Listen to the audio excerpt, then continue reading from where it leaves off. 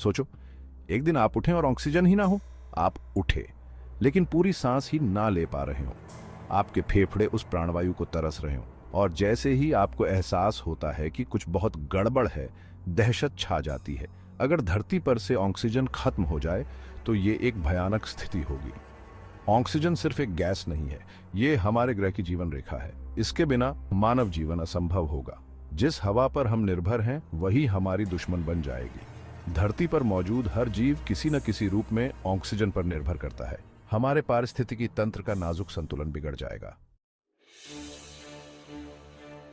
Oxygen के बिना पहले कुछ ही मिनटों में अफरा तफरी मच जाएगी। ऑक्सीजन की कमी से हमारे शरीर बंद होने लगेंगे, ह्यूमें चक्कर आएंगे, भ्रम होगा और अंततः हम बेहोश हो जाएंगे। कुछ ही मिनटों में हमारे अंग काम करना बंद कर देंगे, जिससे बड़े पैमाने पर मौतें होंगी। हमारे आसपास की दुनिया सन्नाटे में डूब जाएगी। पंछी आसमान से गिर पड़ेंगे, उनके पंख उन्हें उड़ाकर नहीं ले जा पाएंगे। जानवर सांस लेने के लिए तड़पते हुए गिर पड़ेंगे। प्रकृति की जो जीवंत सिम्फनी थी उसकी जगह एक भयानक सन्नाटा ले लेगा। कार, ट्रेन और हवाई जहाज ऑक्सीजन न मिलने के कारण बंद हो जाएंगे। वैश्विक परिवहन व्यवस्था ठप हो जाएगी। समुदाय अलग थलग पड़ जाएंगे और संगठित प्रतिक्रिया की कोई भी संभावना खत्म हो जाएगी। हमारी जानी पहचानी दुनिया थम जाएगी। ऑक्सीजन की कमी के परिणाम मानव जीवन पर तत्काल पड़ने वाले प्रभाव से कहीं अधिक व्यापक होंगे। पूरा ग्रह एक नाटकीय परिवर्तन से गुजरेगा। महासागर, जो पृथ्वी के 50% से अधिक ऑक्सीजन का उत्पादन करते हैं, स्थिर और निर्जीव हो जाएंगे। ऑक्सीजन के बिना ओजोन परत गायब हो जाएगी, जिससे हम सूरज से निकलने वाली हानिकारक पराबैंगनी विकिरण के संपर्क में आ जाएंगे। ये विकिरण पर्यावरण को और नुकसान पहुंचाएगा और जीवित रहने वाले किसी भी जीव के लिए जीवित रहना और भी मुश्किल बना देगा। पृथ्वी एक शत्रुतापूर्ण और क्षमा न करने वाली जगह बन जाएगी। ऑक्सीजन की कमी का ग्रह की जलवायु पर भी महत्वपूर्ण प्रभाव पड़ेगा। तापमान को नियंत्रित करने के लिए ऑक्सीजन के बिना पृथ्वी पर अत्यधिक तापमान में उतार चढ़ाव का अनुभव होगा, जिससे चिलचिलाती धूप वाले दिन और ठंडी रातें होंगी। हमारी जलवायु प्रणाली का नाजुक संतुलन बिगड़ जाएगा। समय के साथ पृथ्वी पहचानने योग्य नहीं रहेगी। कभी हैर भरे परिदृश्य भूरे और बंजर हो जाएंगे। जिन नीले आसमानों को हम हल्के में लेते हैं वे एक नीरस बेजान भूरे रंग में बदल जाएंगे। ग्रह एक नए युग में प्रवेश करेगा जो जीवन से रहित होगा। जैसा कि हम जानते हैं, ऑक्सीजन की अनुपस्थिति का पृथ्वी के भूविज्ञान पर भी प्रभाव पड़ेगा। चट्टानों और खनिजों के साथ प्रतिक्रिया करने के लिए ऑक्सीजन के बिना क्षरण की प्रक्रिया काफी धीमी हो जाएगी। पृथ्वी की सतह स्थिर हो जाएगी।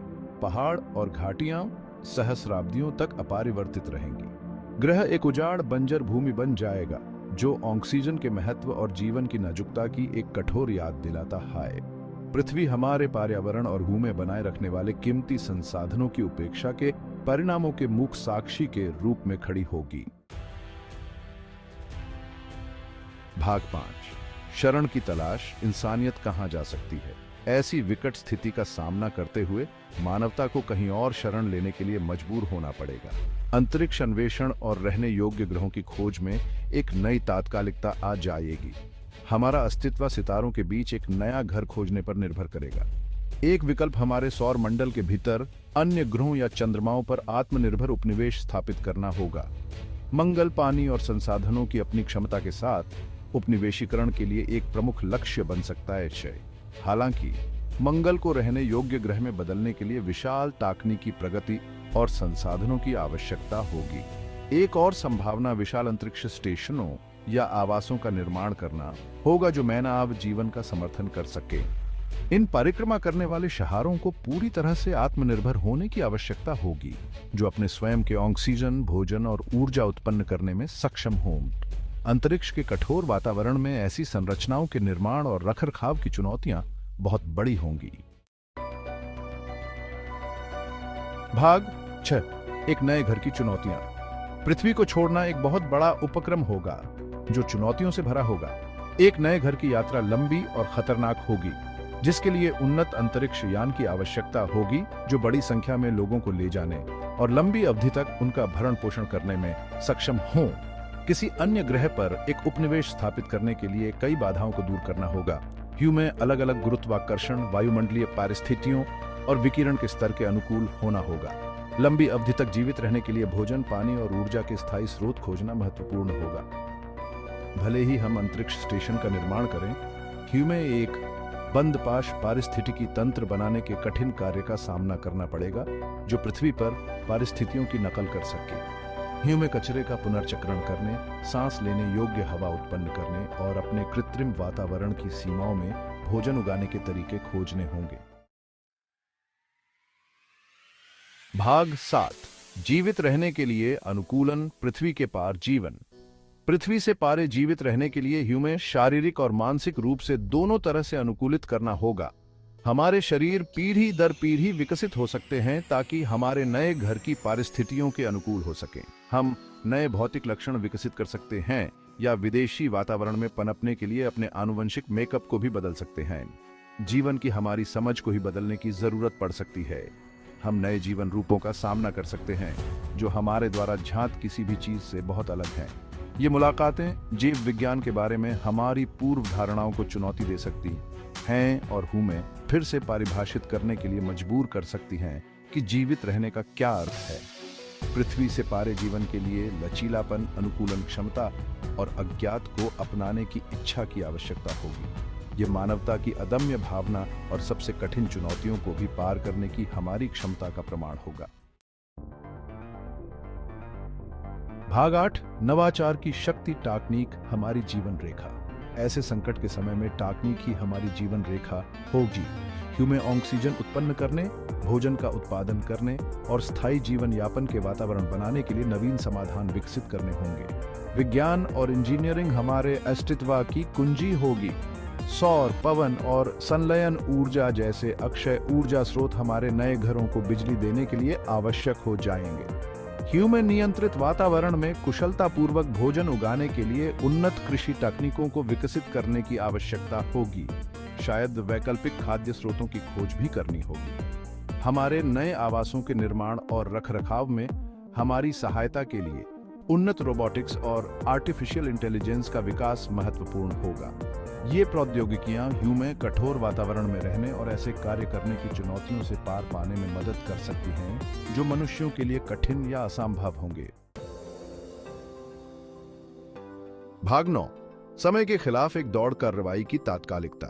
जबकि पृथ्वी के ऑक्सीजन का पूरी तरह से समाप्त होना एक दूर का खतरा लग सकता है, वास्तविकता यह है कि हमारे ग्रह के संसाधन सीमित हैं। जीवन का हमारा वर्तमान तरीका अनसस्टेनेबल है और हम पहले से ही पर्यावरणीय क्षरण के परिणाम देख रहे हैं। जलवायु परिवर्तन, वनों की कटाई और प्रदूषण सभी पृथ्वी के ऑक्सीजन के स्तर में गिरावट में योगदान दे रहे हैं। हम अपने ग्रह के संसाधनों को खतरनाक दर से समाप्त कर रहे हैं और अगर हम अपने तरीके नहीं बदलते हैं तो हमें ऐसे भविष्य का सामना करना पड़ सकता है जहां ऑक्सीजन दुर्लभ हो जाए। अब कार्य करने का समय आ गया है। हमें स्थिरता को प्राथमिकता देने, अपने कार्बन पद चिह्न को कम करने और अक्षय ऊर्जा स्रोतों में निवेश करने की आवश्यकता है। हमें अपने जंगलों, महासागरों और अन्य प्राकृतिक संसाधनों की रक्षा करने की आवश्यकता है जो ऑक्सीजन उत्पादन के लिए आवश्यक हैं। भाग 10, पीले नीले बिंदु के प्रति हमारी जिम्मेदारी। जीवन को आश्रय देने वाले एकमात्र ज्ञात ग्रह के रूप में पृथ्वी अंतरिक्ष की विशालता में एक अनमोल और नाजुक नखलिस्तान है। हम पर न केवल अपने लिए बल्कि आने वाली पीढ़ियों के लिए भी अपने ग्रह की रक्षा करने की जिम्मेदारी है। हमें अपने दृष्टिकोण को उपभोग से प्रबंधन में बदलने की जरूरत है।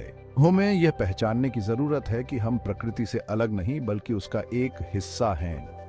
हमारे कार्यों के परिणाम होते हैं और हमें अपने पर्यावरण के साथ तालमेल बिठाकर रहना सीखना चाहिए। भावी पीढ़ियों को पर्यावरण संरक्षण के महत्व के बारे में शिक्षित करना सर्वोपरि है।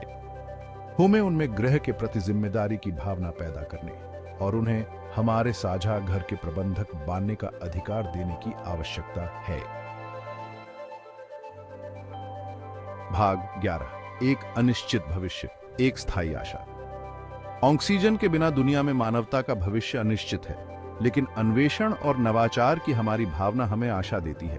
साहस और दृढ़ संकल्प के साथ चुनौतियों का सामना करके हम एक स्थायी भविष्य बनाने का प्रयास कर सकते हैं। पृथ्वी से परे जीवन की संभावना रोमांचक है।